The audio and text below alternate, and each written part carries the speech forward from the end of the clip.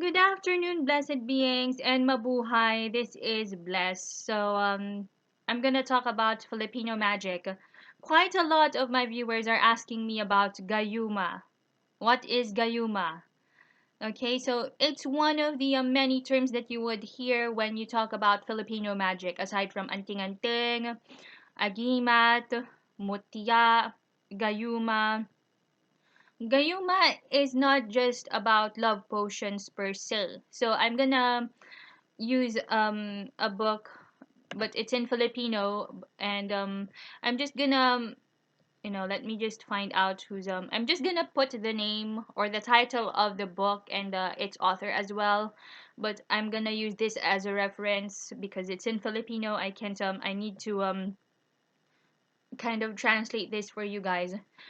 Gayuma is also called panghalina and panlumay, and it's one of the it just means the same. Just have they just have one meaning when it comes to Filipino magic. It's the method of charming and attracting other people, regardless whether if it's a single person or multiple people. It's not just for love purposes, um, or it's not just to attract them so that they can like you, but also for them to agree with what you want, uh, and with what you're fighting for in life, something like that. So this is not just for romance per se, because there's a gayuma for attraction, there's a gayuma for wealth, and there are many ways. There are thousands and thousands of ways in making gayuma. Anyway, it's not just about making potions. There are even if you went to Sikihor in the Philippines, if you tried to visit there, it was said that it's a province full of magic in the Philippines, Sikihor. You would see some people selling love potions or gayuma. And it's made out of different herbs, and they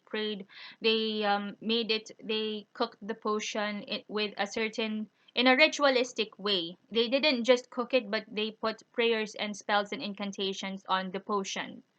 Okay, there are quite a lot of love potions in Sikihor. So if you in the Sikihor province in the Philippines, so if you want to have um a, a traditional Gayuma potion, you can also check out Sikihor. And there are many types. There are a lot of types of that's why this is kind of like the introductory video that I'm gonna have about Gayuma, because there would be many types. Because there are thousands and thousands of types of Gayumas. It even already exists in Western magic as well. Okay, so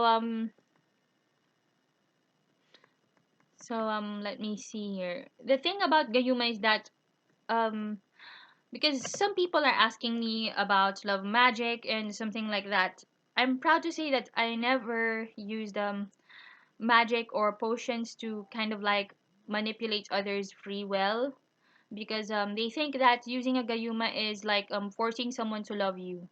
And the problem with the gayuma, with the love gayuma, is that it has a time frame. It's not permanent. Okay, yet quite a lot of people still use it because although gayumas do help in it can help on in attracting a love partner, because there are people who had a lot of success with Gayuma. But of course, if it goes against the free will of other people, don't expect that to last long. Because it's okay, in my own personal opinion, it's okay to create a Gayuma to help attract potential lovers or potential romantic interest. It's okay to create a Gayuma to help attract more fame and wealth, but to manipulate others' free will through Gayuma, it's not okay anymore, because it's just gonna backfire. If the effects of the potion wears off, then it's gonna backfire. It's not gonna work at all. Don't expect for it to be permanent, because if they kind of like wake up and realize that they don't really love you at all, then it's gonna hurt a lot. So there are many ways of I'm gonna make different I'm going to make a video about different ways on how to make a gayuma. You can make a gayuma out of your food. You can just basically like use one of the ingredients, one of the ingredients as enchant one of its ingredients and then use it in your food, and then once you cook the food with the ingredient where it's enchanted, then it can influence the behavior of the person who's gonna eat it. There's gayuma. There are different rituals of doing a gayuma. It's not just potions per se. It's kind of like spell work. It is spell work actually. Spell work, ritual work, something like that. And there are many many ways, but I'm gonna give you some basic tips on how to you know on how to use very simple gayuma. If you have rose infused oil, because rose essential oil is very rare, because a ton of rose petals can make a single drop of rose essential oil. You can use the rose infused oil, put it in your altar, and then after putting it in your altar, you can just use it as a perfume to help attract you can even charge it with other crystals such as my gigantic rose quartz here. Let me just see here. Ah, it's heavy. Here. You can charge the rose infused oil with rose quartz, or you can just put it beside rose quartz if this gigantic. And of course, crystals that are great with love can be used for gayuma work.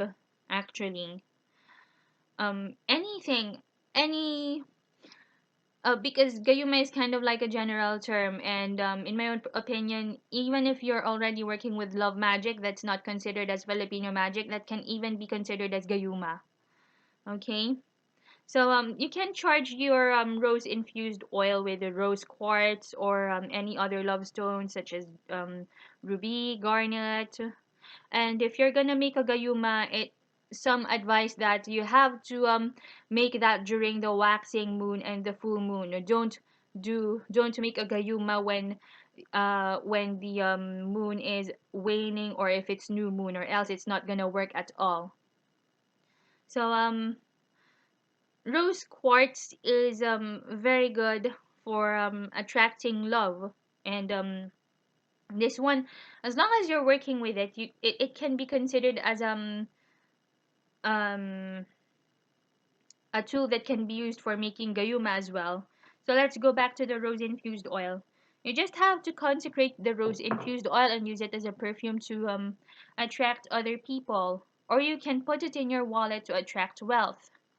Okay. um And second, if you've been to the Philippines and if you've seen some Catholic churches, you would see some people selling wreaths or necklaces of sampaguita flowers. Sampaguita is a type of jasmine, and its scientific name is Jasminium sambac. Although it's not native to the Philippines, you can also find sampaguita in Indonesia as far as I know. But sampaguita is great for attracting wealth and attracting potential customers. Most especially if you own a business, you can use some pagita flowers and then hang it in your altar, or just put it in your sacred space to help attract positive or possible clients, or to help you when it comes to your own business, to help you when it comes to attracting wealth. Surprisingly, sampaguita can be used for that. And sampaguita can also be used to, of course, attract potential romantic interest. So those are the first two Gayuma tips that I gave you. Rose infused oil, consecrate your rose infused oil, use it as a perfume to attract potential lovers, or put it in your wallet to attract wealth. It doesn't necessarily need to be rose essential oil. And sampagita, if you can use original jasmine for this, but I think the sampagita is better for this. It's just 5 pesos. A wreath of sampagita, or yes, a necklace of sampagita is just 5 pesos in your local Filipino Catholic church or around those areas. Okay? Sampagita is Of course, it's kind of like a cousin of jasmine. If you don't have sampaguita, you can use jasmine, but it's much better if you use sampaguita because after all, sampaguita is a cousin of jasmine, and sampaguita and jasmine are known for attracting potential lovers and as well as potential customers, potential people who might be your friends, something like that. Gayuma is not just a love potion or per se. It can be used to attract genuine friends. It can be used to attract money. It can be used to attract good luck. It Gayuma was known to be love potions, but it's not just for love potions and love magic per se. Okay, um, just be careful if you're going to use Gayuma for love. Make sure that you're not going to manipulate the free will of your target, because if you do, it's gonna backfire in the end, and you're just going to be hurt. Okay, so if you think you need to move on, we just have to move on. So when it comes to love magic, I'm just pro the use of attracting potential lovers to you, but manipulating the free will, it's a big no for me. Because I have already said that if it manipulates the free will, it's just gonna backfire in the end. And if they realize that they are not in love with you all along, then they're just gonna leave you, and you'll just end up feeling devastated. Okay. So I think that's it for this afternoon about Gayuma. Then my next video about Gayuma is I'm going to demonstrate how to make a Gayuma to help get your ex back. It will just help you get your ex back, but it's not a guarantee that it will definitely help you get your ex back. So thank you very much for watching. Have a magical evening full of love and happiness and good luck.